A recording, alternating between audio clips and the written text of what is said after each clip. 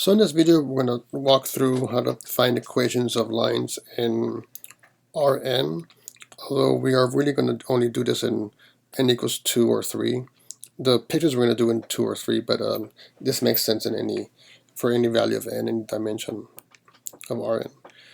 So the first thing we need to think about is, what do we need to specify a line in space? So we were very used to learn from algebra in the beginning that you have a equation of a line is given like you need 2 points, so you need a slope and a point. And in general, that's the idea. You need a line is determined if you're given a direction and a point that goes through it. So in the space, we're going to think about the direction given it by a vector that's going to be parallel to the line, and the point just by a point P. So I'm thinking if I want the line that goes through a point P and is parallel to a vector V. So you guys know exactly what I mean by this line. I mean, if I give you those two things, we know that we're talking about the line that goes, I can copy it here. This cool thing of doing it here. I can now paste it. And this is the line I'm talking about, right? The line that goes through P that follows the vector V direction. So something like that. But the truth is, the way to think about this, we're going to think about it where I'm going to have, in any space I'm thinking about, I have an origin.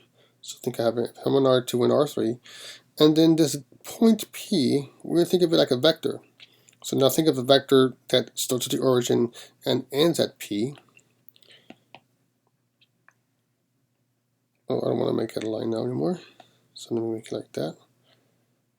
Okay. And then, again, let me just get back. This is the line I'm thinking about, right? The line that goes through here. But we know that if I put the vector V here, then I'm thinking of P as a vector too. So if I add the vector P and V, I would get this guy. So if I'm going to copy this one and paste it over here, this is the parallelogram that we said we get, right? And if I go into grab this one, I'll put it right there. So this is the line that I want, right? I'm showing up right here. So the tip of this arrow, it looks a little bit off, but this should be working fine, right? The tip of this arrow should be this point right here, this red point, is on the line. Right? But the tip of that arrow, this guy, is just P plus V. Right? Or the tip of the vector P plus V. If I draw it right here, it's just P plus V as vectors.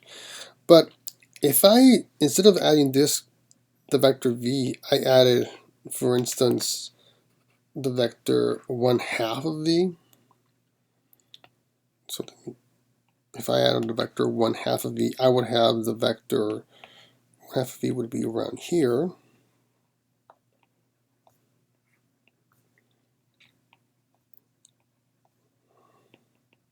So the vector P plus 1/2 of V would be the one that ends right there, correct?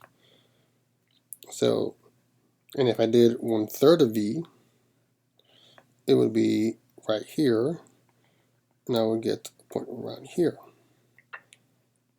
right? So P plus 1/3 of V. So if you continue this idea, I hope it makes sense that all I need to do is define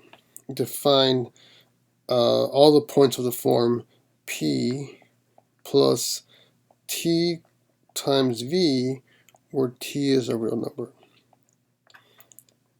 If I do T negative instead of V, I'll get the negative V, right? If N is -1, V would point in that direction, and when you add it, you would get this point. And by adding all multiples of V, you get all the lines we're thinking about in both directions, right? This is the line of all the points P plus TV. Now, how do I write that? It's going to be an equation L of T, P plus TV. P is the point it goes through, and V is the vector in the direction of the line. So this is a parametric equation. For any value of t, you get a new point on this line. We like to think about this sometimes to keep things in our mind, that if you want to think, we use t's, and we can think that t is time in seconds. So this is like a particle that's moving along this line, and even if t is negatives, it would make sense. I mean, sometimes it does, sometimes it doesn't, but just keep, if you think about it like that, the L of t at every instant gives you a different point in that line, and you can think it's a particle moving along the line that gives you, for different t values, a point on the line. Okay, so this is the general equation of a line, P plus TV.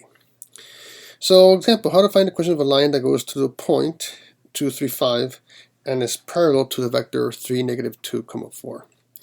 Well, I just discovered in the previous page that L of t is going to be P plus TV, where P is going to be this point and my V is this vector, so just put it together. It's just a 2, 3, 5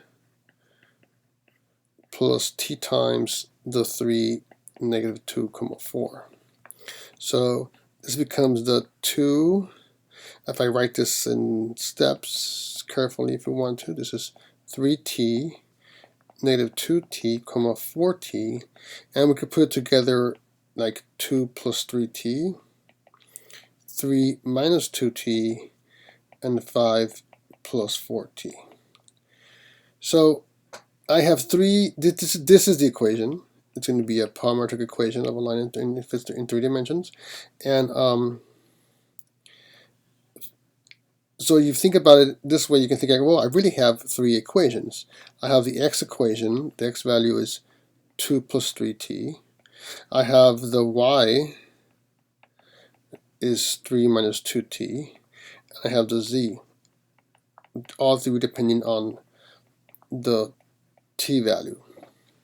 So these are, if you want it like this, sometimes these are called the parametric equations, x, y, and z, all of the variable t that determines a line. Okay, now sometimes we want to have only one equation that relates all 3 of these together, and for that we can kind of like forget that, if it's a little trick that we do, you forget that you have a t on this side, and just say x equals that, y equals that, and z equals that. Then all 3, if you do this, then all 3 x, y, and z's have in common a t. So what if I solve for t on each one of these? So in the first one, if I solve for t, I get t equals x minus 2 divided by 3, right? And the second one, I will get y, sorry, I'm solving for t. So I want to solve for t, so I will get t equals, and I will get y minus 3 divided by negative 2. And in this one, I would get that the t is z minus 5 divided by 4. Right, so I'll solve for t in all 3 of them. And then this is the same t on each one. So if you put them all equal to each other, we get over what is called the symmetric equations of lines. So it would be x minus 2 over 3 is equal to y minus 3 over a negative 2 equal to z minus 5 over 4. And if you read what happened here, these coefficients that I had here, the 2, 3, 5 are the point, and these the denominators down here, the 3, negative 2, 4, are these coefficients from the vector. Okay, so this is a symmetric equations of the line. Okay, one last example I want to do, and I think I'll make it in a different video so that this doesn't get too long, so we'll stop here.